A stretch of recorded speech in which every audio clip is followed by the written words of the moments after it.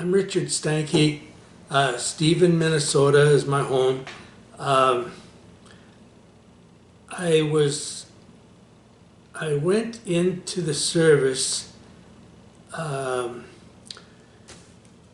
November 14th of 67.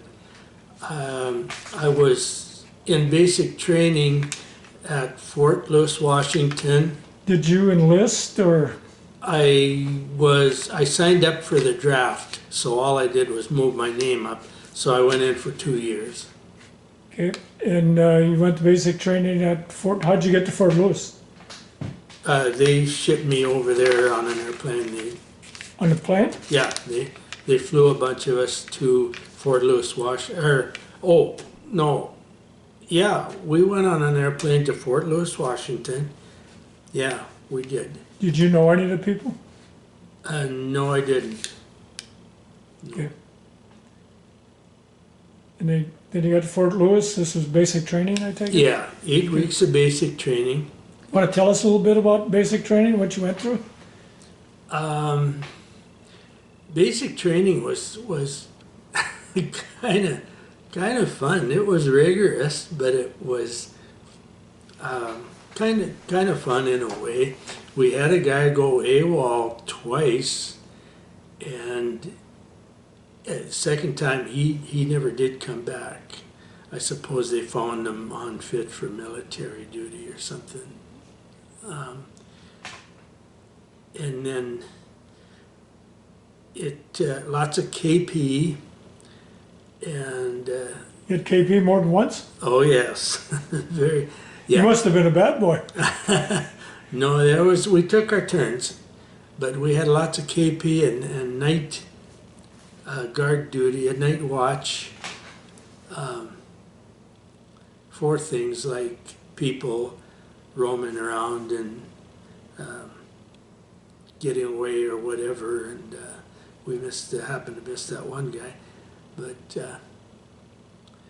it was a pretty good program. It got us in some kind of shape. Yeah. What's some of the things you did? We had a 12-mile march, and I don't know what it was, a 10-mile force march or something like that, with full field gear, and we had quite a few different marches with or without full field gear, things like that, and we went into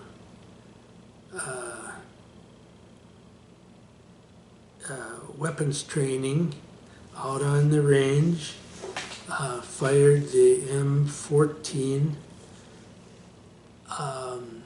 through live grenades, and we went through the gas chamber with the mask. We had to lift our mask and take them off for momentarily and put them back on. So we went through that, and a lot of different Did you crawl under machine gun fire at all? Or? crawling under machine gun fire, under wires or whatever it was in trenches. Lots of things like that. We went out on bivouacs, and so it rained. It was raining. The weather was bad because it was November, December in Washington. So, Were you in wood barracks? yeah, 2-story wood barracks? 2-story wood barracks.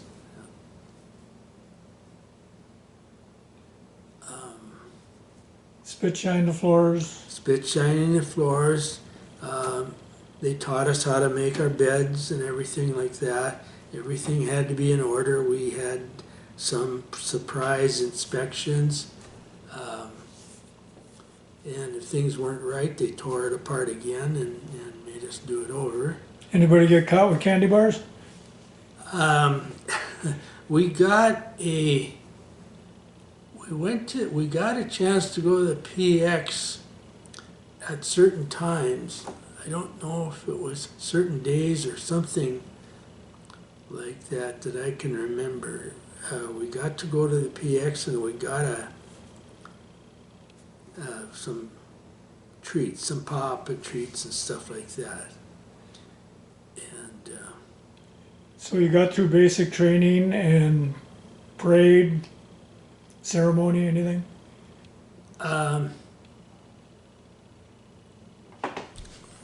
I can't remember if there was I can't remember if there was a Usually at a graduation of some kind. Yeah, we had a graduation, I guess.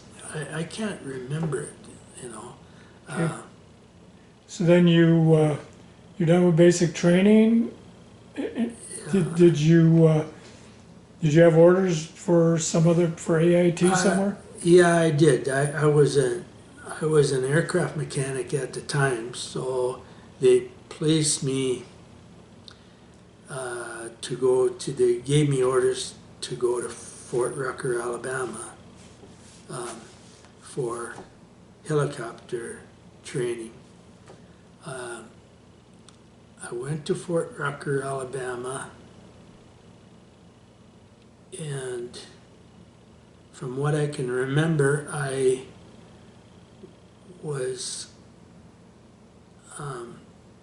went to AIT, and I was a holdover.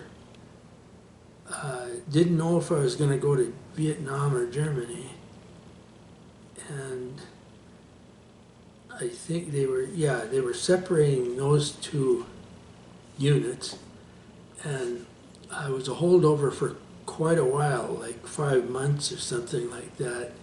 And What'd you do for 5 months? I taught a class of warrant officers, the basic different compartments and areas of the helicopter. That was a 2-hour program once every 2 weeks. So I had to get sharpened up for that program. So not a whole lot of work to it, but some prepping, a lot of prepping to it. So So where did you get your background in aviation before you went in the Army, then I take it? at Cundred Aviation in Fargo. Okay.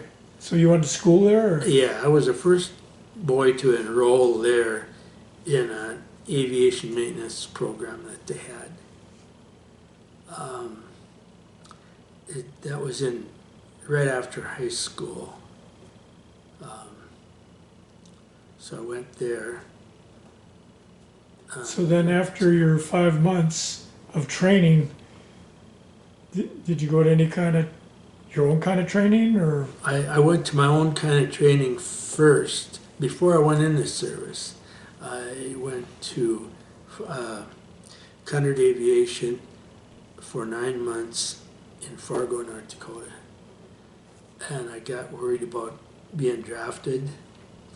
So I went back home and I worked for a while, and then I checked with the Selective Service Office in Grafton, North Dakota. And because at the time I lived in Forest River, North Dakota. And the lady there said, you're about a month away, or you know, you're real close. And so I said, well, just put me in front of everybody. And I got the greetings letter about just matter of a few days later. And then I was inducted into the Army in Fargo. And they flew us out right away to Fort Lewis, Washington, to basic training. So we've got through basic training, and you've taught this class to warrant officers for 5 months, and then what happened after that? Then I got orders to go to Vietnam. And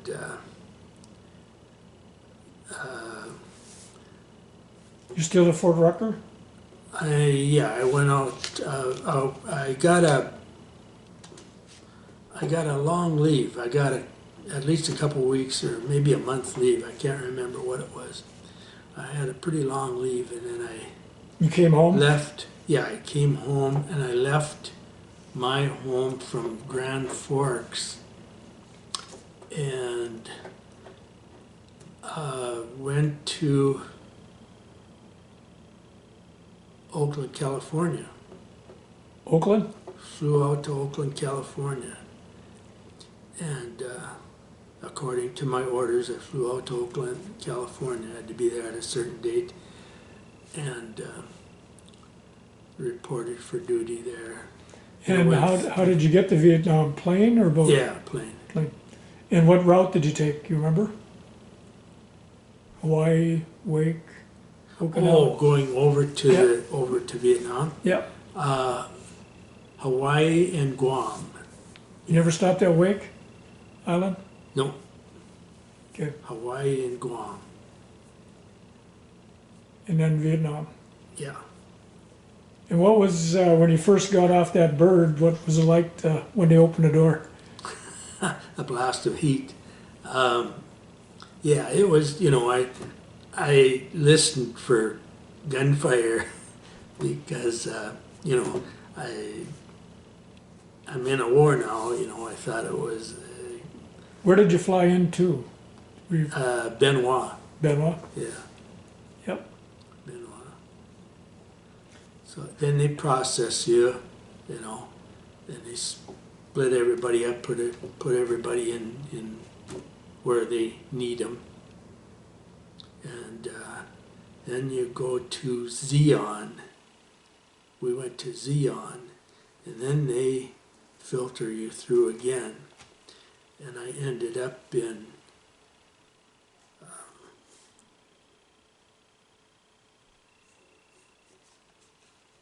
Phu.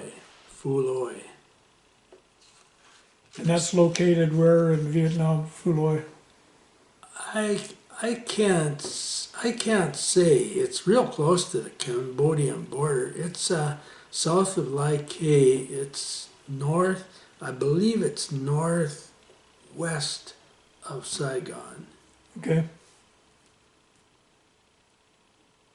Northwest of Saigon, so it's pretty close to South China Sea then. No. Maybe I've got my directions Maybe if it's Cambodia, then it must have been northeast. north. Oh, okay, Yeah, northeast. northeast, Yeah, yeah. maybe Okay. it was. Yeah. It was. Just a little I know about. Yeah, it was further. Yeah, we weren't by any shoreline, Okay. any coastline. Yeah. So you were there at this base. Was it a fire base? Or? Yeah, it was a helicopter maintenance company, and it was resupply and troop carrier type of helicopters, and I worked on Like Huey helicopters? yeah, Huey helicopters. Worked on those in the hangar for about a month, and then they issued me a helicopter, one helicopter. I was the crew chief on one particular helicopter that I was assigned to. What's a crew chief do? You're a left-hand door gunner when it's in motion, and then otherwise you're in charge of the paperwork for the maintenance and the daily inspections on that particular aircraft. So these you were saying these are Hueys or troop carriers? Yeah. How many GIs or grunts did they put in a Huey when they went out? If they were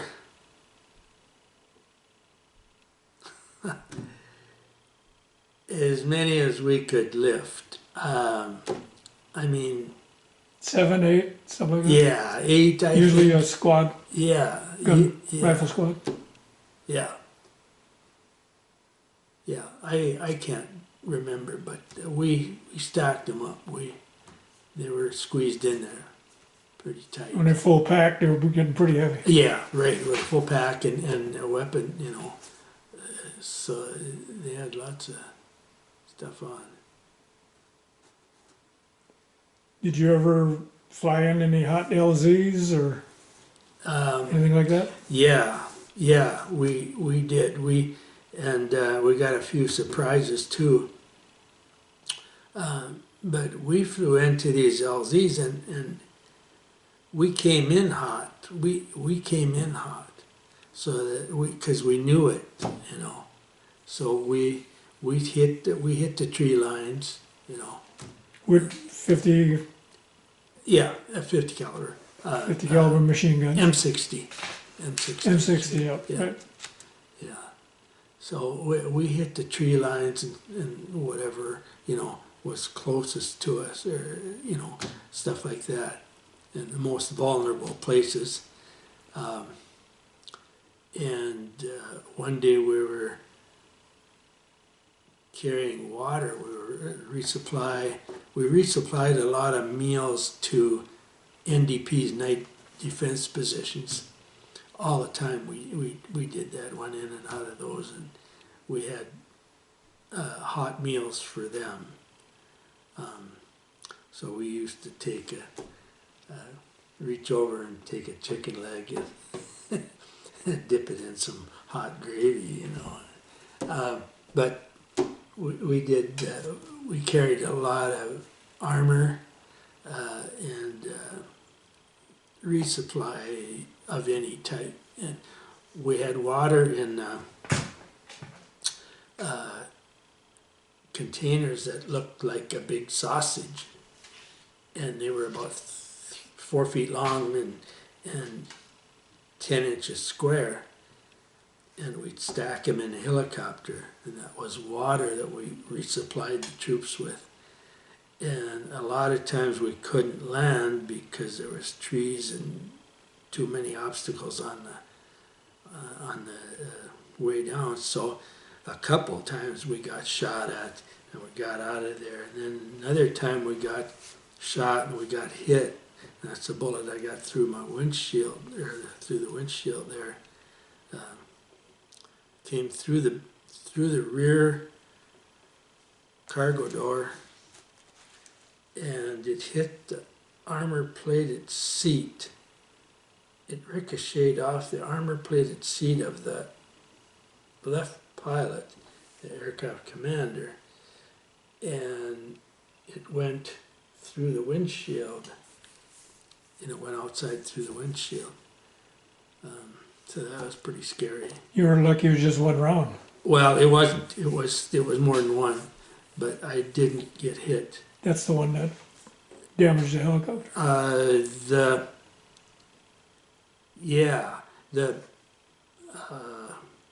The right door gunner got some shrapnel from some metal that flew, not a shell. It was some metal that ripped through the.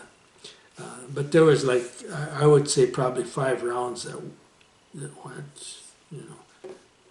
So you're taking on fire. Yeah, we were. Yeah, you bet. But that was water that we resupplied. A lot of interesting things happened. Did you deliver to fire bases too, or? Yeah, a lot of fire bases, night defense positions. Fire bases being where the artillery was, the Yeah. big guns, 105s, 155s, Yeah, 10-inch, 8-inch. yeah. A lot of that type of, whatever they needed out there. Resupply whatever the helicopter, whatever the Huey would hold, you know.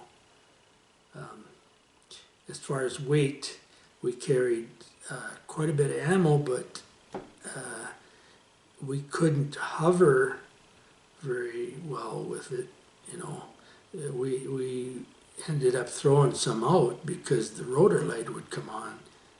The low RPM light would come on if we were overloaded and we hovered over the trees. We'd throw the cases of ammo out because just to save our helicopter and our lives probably. But Did you ever, when you were on your missions, hit dead air? Where you just drop? I don't know. We did a lot of hunter-killer missions, and that's when you fly. You put a radio antenna. You mount a radio antenna on the helicopter, and it sends something that the North Vietnamese have. I don't even know what it was, but there was a sensor on the inside of the helicopter, and when that started to move, when that pegged, we would pop smoke, and then the cobras would come in and just lace it. They were fun to work. They were fun to watch work out. Yeah, we would fly it as fast as we could at treetop level. So we really weren't. So you're drawing to fire. Yeah, we weren't too vulnerable because, you know. Because you're so low. Yeah, we were gone by the time they got over. Usually they had loaches do that, but. Yeah, well, they had loaches in the area too. They were working as that hunter killer team. I don't know if they were observing or the loaches were there, but yeah. Loach looks like a little turtle. Yeah. Yeah, and it's fast. Yeah. Oh yeah. Yeah. Little bug. There's something else. So you spent how long in Vietnam? 1 week short of a year. 1 week short of a year. So you got an early out. Yeah, I got an early out because I was extended over in Alabama, held over in Alabama Sure. that week. So Did you go on R&R at all? I went to Hong Kong, Thailand, Australia? no, I went to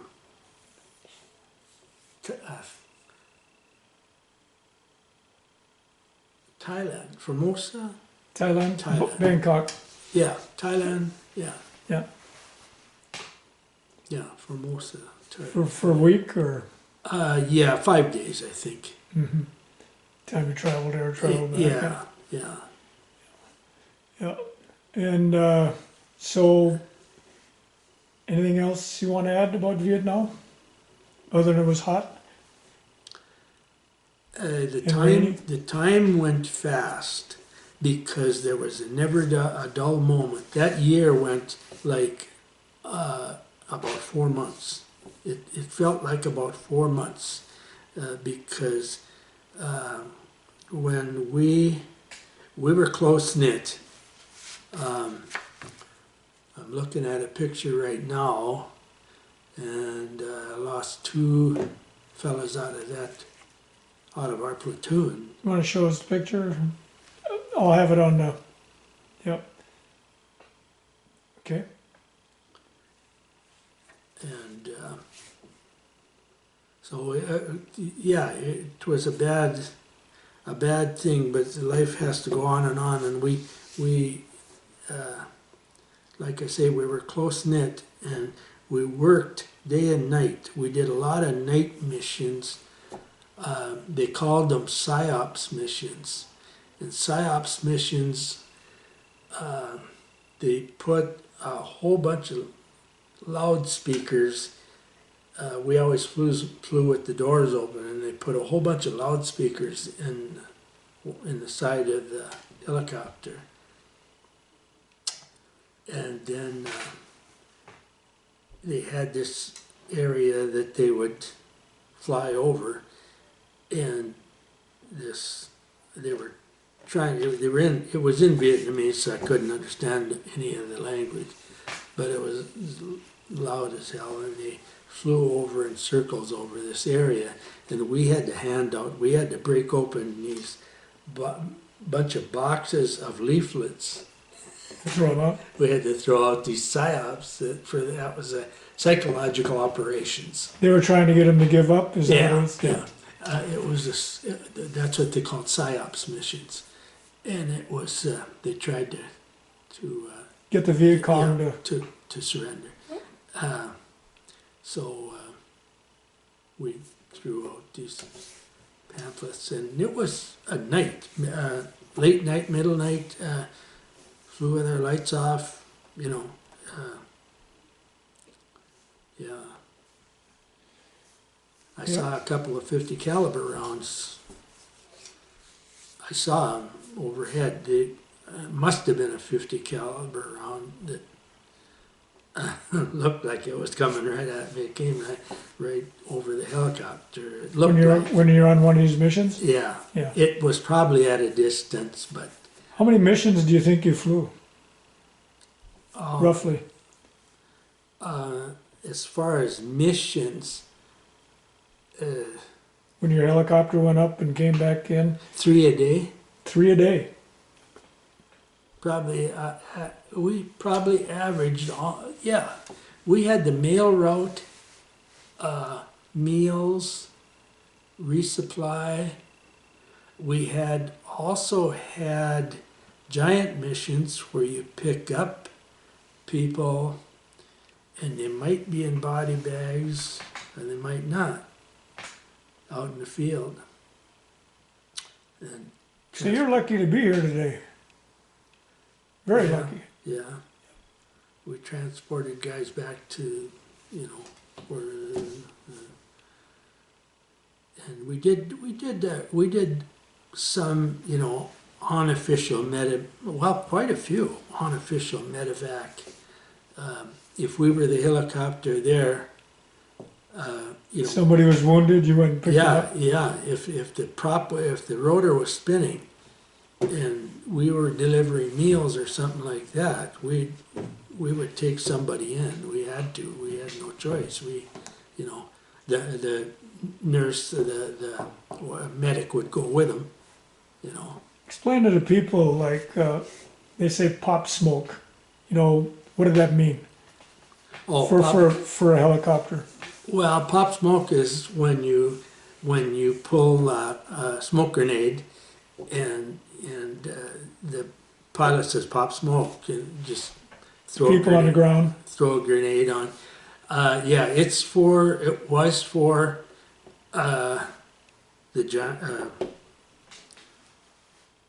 what was that mission? I can't remember the name of the mission where we flew at treetop level.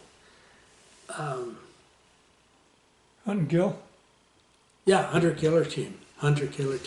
Yeah, hunter-killer team. So we'd pop smoke there. But like grunts on the ground, would you be coming in to pick up wounded or give supplies? Wouldn't they have to pop smoke and you had to identify it before you came in? Or anything like that?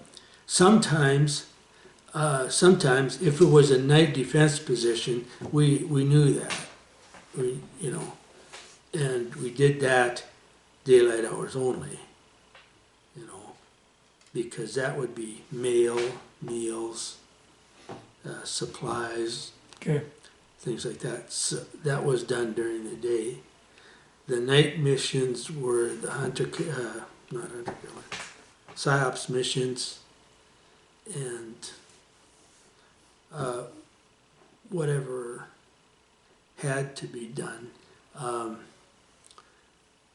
I didn't like sling loading.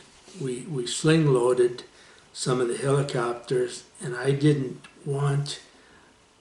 was getting short, meaning that I only had a couple months left in country, and they wanted me to put a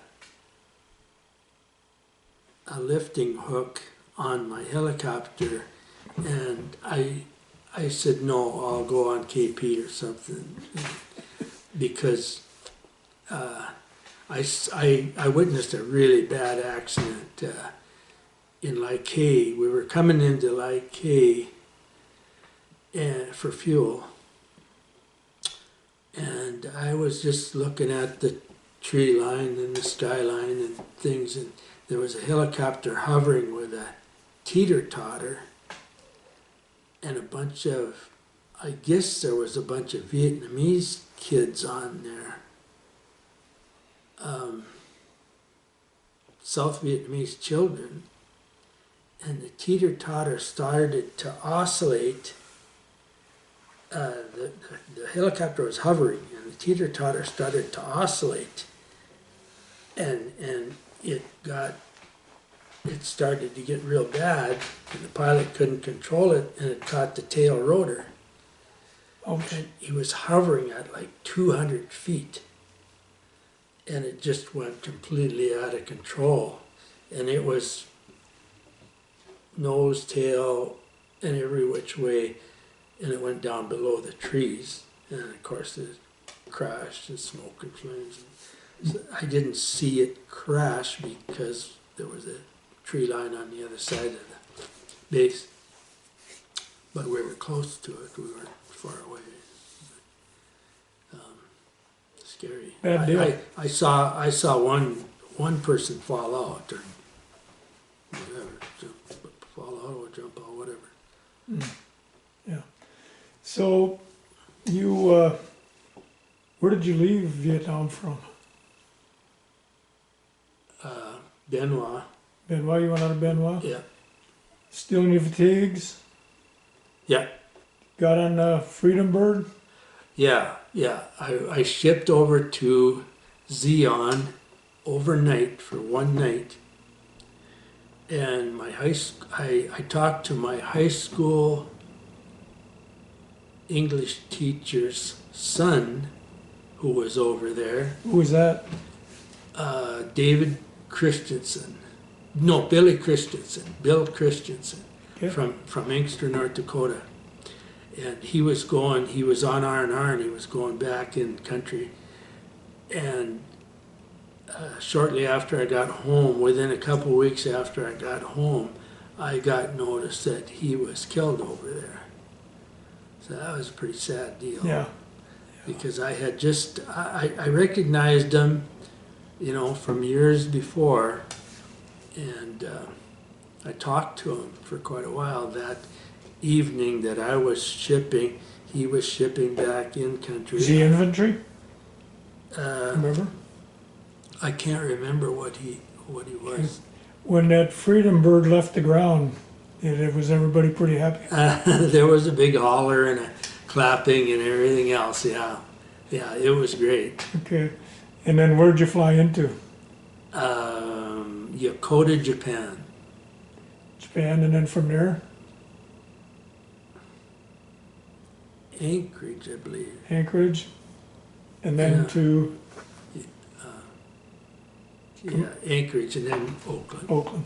Yeah, Were you mustered out at Oakland, or? I was out. Yeah. They didn't waste any time. They. Did you get steak supper or anything? I don't know if I did or not. I probably turned it down, but we might have. I don't know. They processed us really fast, and they gave us a bunk to put our pack in for a while. But they did a lot of paperwork, and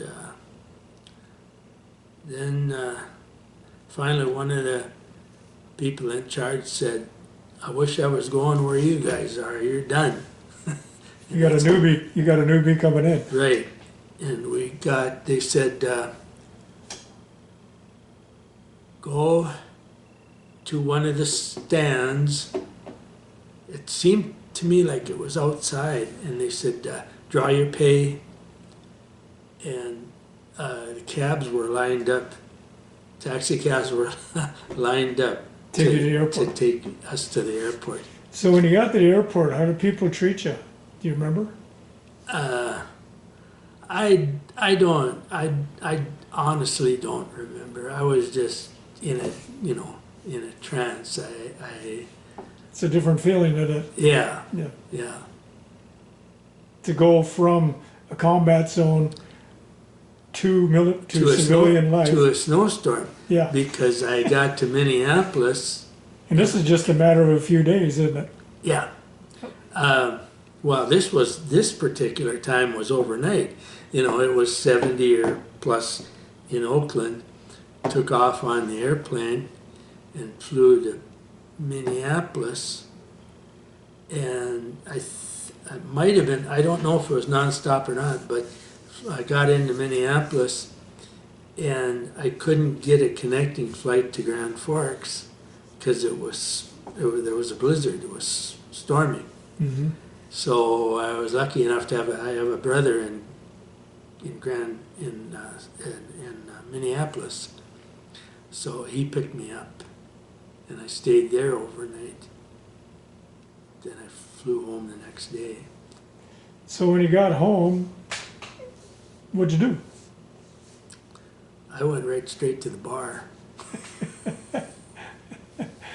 Okay, and after you got done with the bar? Well, I stayed there for quite a while, for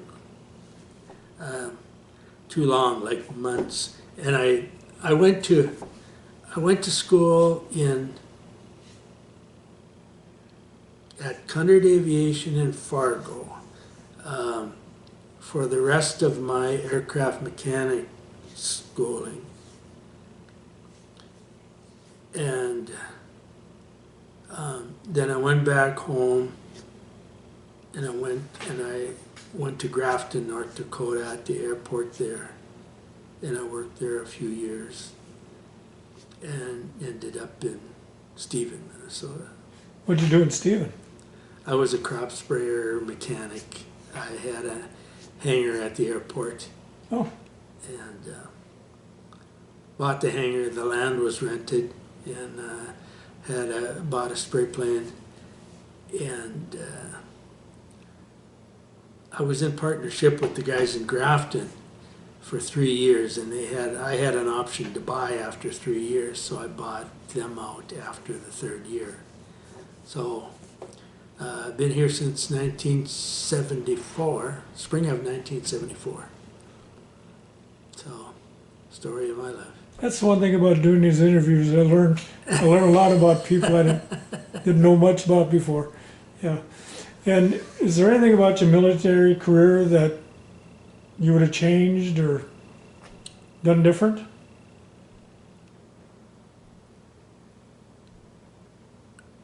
No, if I had a choice, I guess it was okay. I came back in one piece, and it was a great experience. I wouldn't trade it for $1 million. I wouldn't go back there for $1 million. So Yeah, kind of a wash. right. Is there anything that you wish, I mean, I don't even know how to ask this. You had such a good career in Vietnam that, I mean, not too many can say they did what you did. We had good living conditions in Vietnam when the nights that we were in Phu Loi. We had good living conditions. We RON'd, which means remain overnight, in Quan Loi. Quan Loi was a bad one. A lot of mortar and rocket attacks, a lot of ground attacks, things like that. We were sitting one night drinking beer on top of a helicopter in a revetment, which is a shelter, and we were sitting on top of the helicopter. and just talking, and all of a sudden all hell broke loose, and rockets and mortars started coming in, and we got down because they blew up a gunship right next to us, and it was full of rockets and 50 caliber ammo and everything, and it burned. And it was quite a 4th of July, and we got in the V of that revetment. We got right down and just kind of hugged, the two of us, and till it was over with. That was Unless you've experienced it, you've got no clue right. what that's like. Yeah. That was a bad one because pieces were actually close to hit. The rocks and things were hitting us. No, neither one of us were wounded, but the fire was that close. And Digging a hole inside a hole, weren't you? yeah. Well, Rick, glad you did this interview. I sure appreciate it. And I know you're well respected in the community of Stephen. And thank you for your service. Thank you.